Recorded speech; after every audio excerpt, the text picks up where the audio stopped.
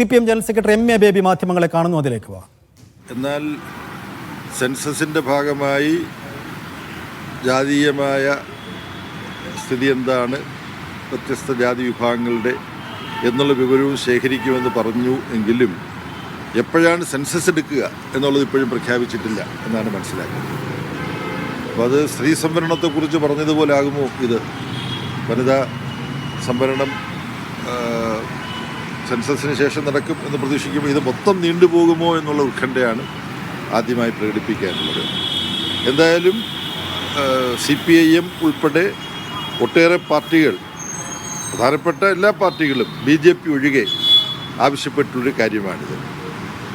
പാർലമെൻറ്റിൽ ഇപ്പോഴത്തെ ഇന്ത്യൻ പ്രധാനമന്ത്രി ഇത്തരത്തിലുള്ള ജാതീയമായ വിവരങ്ങൾ കൂടി സെൻസസിൻ്റെ ഭാഗമായിട്ട് സമാഹരിക്കണമെന്നുള്ള ആവശ്യം ഉന്നയിച്ചപ്പോൾ അദ്ദേഹം പറഞ്ഞത് അദ്ദേഹത്തിന് 4 ജാതി മാത്രമേ ഉള്ളൂ എന്നാണ്.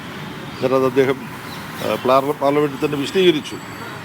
പിന്നെ സ്ത്രീകൾ, യുവാക്കൾ, തൊഴിലാളികൾ, കർഷകർ, ഇങ്ങനെയുള്ള 4 രീതി എൻ്റെ ഓർമ്മയിൽ ഞാൻ പറയുന്നതാണ്.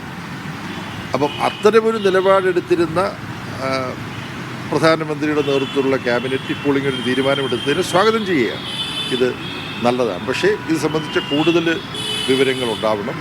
2, ഈ സെൻസസ് തന്നെ ഇത്രയും വൈകിയത് സമയത്ത് സെൻസസ് നടത്തി കോവിഡ് കാരണം അത്യാവശ്യം ഒഴിവാക്കാൻ പറ്റാത്ത വൈകൽ മനസ്സിലാക്കാം.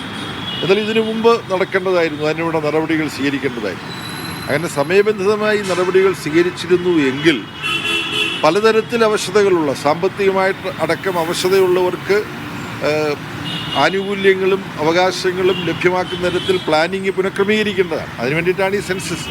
അപ്പോൾ സെൻസസ് മൊത്തത്തിൽ ഇപ്പോൾ ഇത്രത്തോളം വൈകിച്ചതിൻ്റെ ആഘാതം ഇന്ത്യൻ സമൂഹത്തിലെ അവശരും ആർത്തന്മാരും അവഗണിക്കപ്പെടുന്ന ജനവിഭാഗങ്ങൾക്കുണ്ട് എന്ന കാര്യവും കൂടി ഈ സന്ദർഭത്തിൽ സൂചിപ്പിക്കുകയാണ്. RSS ഒരു കാലത്തല്ല ശക്തമായിട്ട് എതിർക്കുന്നതാണ് ഈ ജാതീയത എന്ന് പറയുന്നത്, അല്ലെങ്കിൽ ജാതിപരമായി കണക്കെടുക്കുക എന്നുള്ളത്. മറ്റൊന്ന്, BJPയുടെ പല നേതാക്കളും പലപ്പോഴും പറഞ്ഞിട്ടുണ്ട് ജാതിയുടെ പേരിൽ ഒരു മതവിഭാഗത്തെ വേർതിരിക്കാൻ ശ്രമിക്കുകയാണെന്ന്. പിന്നെ എന്തുകൊണ്ട് ഇങ്ങനൊരു തീരുമാനം ഇപ്പോൾ വരുന്നു എന്നുള്ളതാണ് മനസ്സിലാക്കുന്നത്. അത് RSS ഈ ജാതി സെൻസസിനെതിരായിരുന്നു.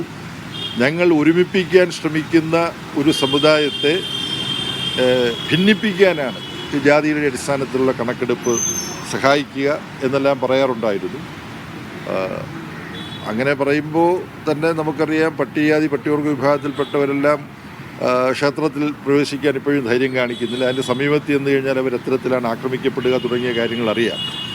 ശരി, രാജ്യത്ത് ജാതി സെൻസസ് നടപ്പാക്കാനുള്ള കേന്ദ്ര സർക്കാർ നീക്കത്തെ, തീരുമാനത്തെ സ്വാഗതം ചെയ്യുന്നു CPIM. പക്ഷെ അപ്പോഴും അതിൻ്റെ ലക്ഷ്യത്തെ, ഇപ്പോൾ പ്രഖ്യാപിച്ചിരിക്കുന്ന സന്ദർഭത്തെ, സമയത്തെ സംശയത്തോടു കൂടി കാണുന്നു CPM. ഒപ്പം വനിതാ സംവരണ ബിൽ പോലെ പ്രഖ്യാപനത്തിൽ മാത്രം ഒതുങ്ങിപ്പോകുമോ എന്നുള്ള സംശയം കൂടി ഉയർത്തുന്നുണ്ട് MA baby, CPM general secretary. അദ്ദേഹത്തിൻ്റെ വാർത്താ സമ്മേളനമാണ് നമ്മൾ കണ്ടത്.